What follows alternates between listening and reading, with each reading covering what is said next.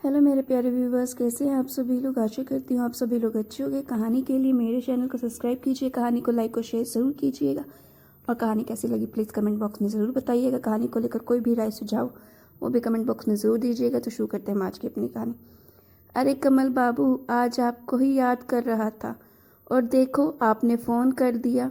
कहिए क्या हाल है। लगता है अब दिल्ली जाकर हमें भूल ही गए हैं, तभी तो अपना घर भी बेचने का विचार कर रहे हैं। रमेश जी ने जैसे ही कमल जी से ये सब कहा तो आंखें फाड़ फोन को ऐसे घूरने लगे मानो कोई ऐसी बात हो गई जो कभी सपने में भी वो ना सोचे हों। ये आप क्या कह रहे हैं रमेश बाबू? मैं तो आप सबका हाल पूछने को फ़ोन किया और जानना चाहता था मेरे बच्चे मतलब मेरे पौधे सब ठीक तो है ना। मैं तो अपने घर आने की सोच रहा था, पर आपकी बातें सुन मेरा सिर घूमने लगा। अब सच बताइए क्या बात हो गई? आश्चर्यचकित कमल जी ने पूछा। ये आप क्या कह रहे हैं कमल बाबू? आपके घर में तो कुछ दिन पहले से लोग रह रहे हैं। सुनने में तो यही आया आप घर बेचकर अब दिल्ली में ही रहने वाले हैं। लगता है आपके बेटे ने आपको कुछ बताया नहीं। चलिए फिर कभी बात करता हूँ। पोता पोती को बस स्टॉप से लेने का समय हो गया, कह रमेश जी ने फ़ोन रख दिया। इधर कमल बाबू हैरान परेशान से घर में चहलकदमी कर रहे थे। ये क्या कह रहा था रमेश?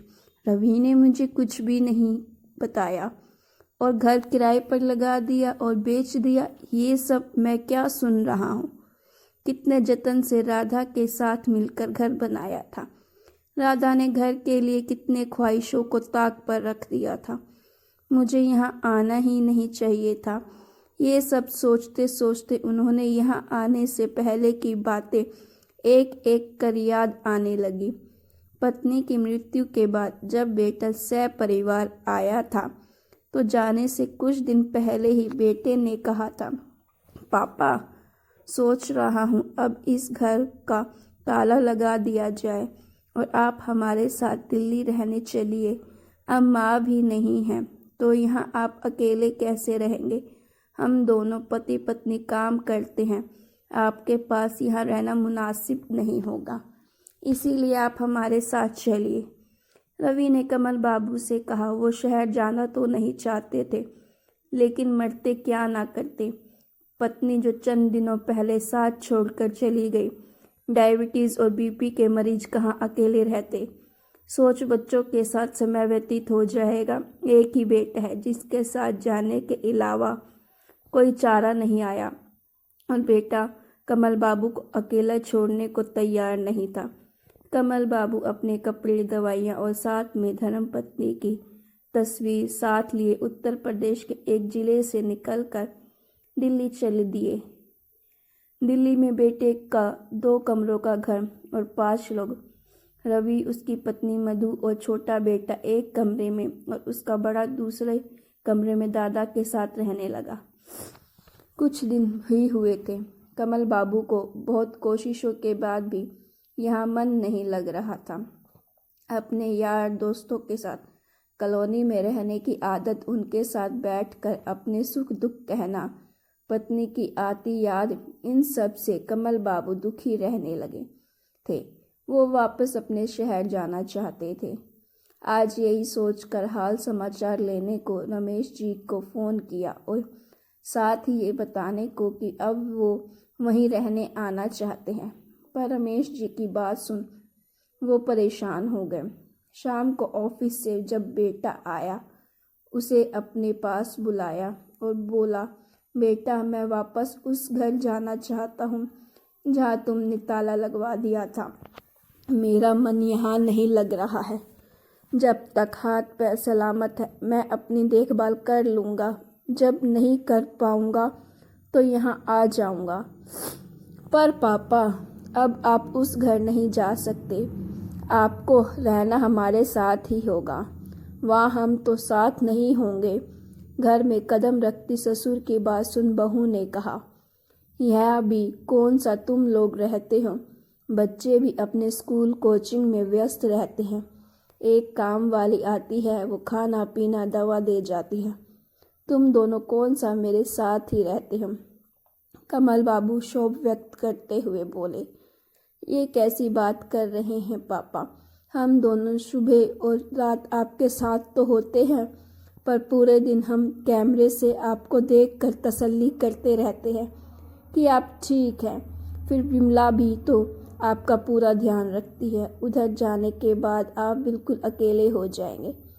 रवि ने कहा, ये बोलो ना बेटा, अब उस घर पर मेरा कोई अधिकार ही नहीं रहा। तुमने उसे बेचने की पूरी तैयारी कर ली है, घर भी किराए पर लगा दिया है। कमल बाबू गुबार निकालते हुए बोले, ओह, तो आपको पता चल ही गया। चलिए फिर हम कागज़ पर आपके दस्तखत भी लेते हैं, ताकि बाकी की कार्रवाई की जा सके। रवि ने पत्नी को आवाज़ देकर बोला, ज़रा वो पेपर लेकर आना। रवि पिता के पास बिना किसी झिझक के ढीठ की तरह बैठ गया। मधु कागज़ लेकर आई और कमल बाबू के सामने रख दिए। कागज़ देखते कमल बाबू कभी बेटे बहू को देखते, कभी कागज़ को। वो एक वृद्ध आश्रम का कागज़ था। ये सब क्या है? कमल बाबू ने पूछा। पापा, हम घर बेच नहीं रहे, बस उसे किराए पर लगा दिया है। एक चाबी वहाँ मनोज अंकल के पास रहती थी ना, उन्होंने ही सुझाव दिया। बेटा, घर में तुम लोग ताला लगा कर चले गए हो। जानता हूँ तुम लोगों के पास अपने लिए पर्याप्त पैसे हैं, किराए की ज़रूरत नहीं होती है, पर एक सुझाव है मेरा, ये घर किराए पर लगा दो और जो भी किराया आएगा, राधा भाभी अक्सर जिस वृद्ध आश्रम जाकर सबकी सेवा किया करती थी, वहाँ दान दे दो।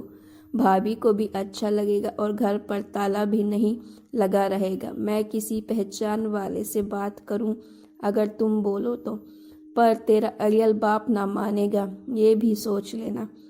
बस पापा, हमने माँ की खुशी के लिए ये सब किया। आपको तो हम कभी अकेले रहने नहीं देंगे, ये मेरा खुद से वादा है। अब जहाँ नौकरी कर रहा हूँ, रहना तो वहीं होगा ना। उस घर पर आपका ही अधिकार है। वो घर कल भी आपका ही था, आज भी आपका ही है। उस पर लगा ताला भी आपका और चाबी भी आपकी। जब आप नहीं बेचना चाहते तो हम ऐसा क्यों करेंगे? वैसे एक खुशखबरी है आपके लिए, हम अब दूसरी सोसाइटी में जाएंगे, जहाँ आपके हम उम्र लोग बहुत हैं, जिनके साथ मिलकर बातें कर आपको अच्छा लगेगा। वैसे आपको बिना बताए सब निर्णय लिया, उसके लिए सॉरी। रवि कमल बाबू से बोला, मैं भी ना, जब से रमेश से बात किया तब से ना जाने क्या क्या सोच लिया था। अब मुझे कोई आपत्ति नहीं है बेटा, मेरी राधा की खुशी जिसमें भी उसमें खुश रहूँगा। कहते हुए कमल बाबू ने बेटे को गले से लगा लिया। कमल बाबू को अपनी गलती का एहसास हुआ कि उनको अपने बेटे पर विश्वास रखना चाहिए था। उन्होंने दूसरों की बात पर विश्वास कर गलती की। खैर, उनको अपने बेटे से जो गिले शिकवे थे दूर हो गए। आजकल का समय ऐसा आ गया है, हम गैरों की बात सुन जल्दी आवेश में आ जाते हैं और अपनों पर ही शक करने लगते हैं। ज़रूरी नहीं हर बार हमारी संतान गलत ही कर रही हो, कभी उनका भरोसा भी कर लेना चाहिए और एक तरफ किसी की बात नहीं सुनकर विश्वास नहीं करना चाहिए। बहुत बार हम एक तरफ की बात सुन विश्वास कर लेते हैं और पूरी सच्चाई जानने की कोशिश नहीं करते। हमें भले पूरी सच्चाई जाननी चाहिए, उसके बाद ही कोई कदम उठाना चाहिए। तो गाइज़, आपको ये स्टोरी कैसी लगी? अगर अच्छी लगी तो प्लीज़ लाइक कीजिए और ऐसी स्टोरीज़ के लिए मेरे चैनल को सब्सक्राइब करना मत भूलिएगा।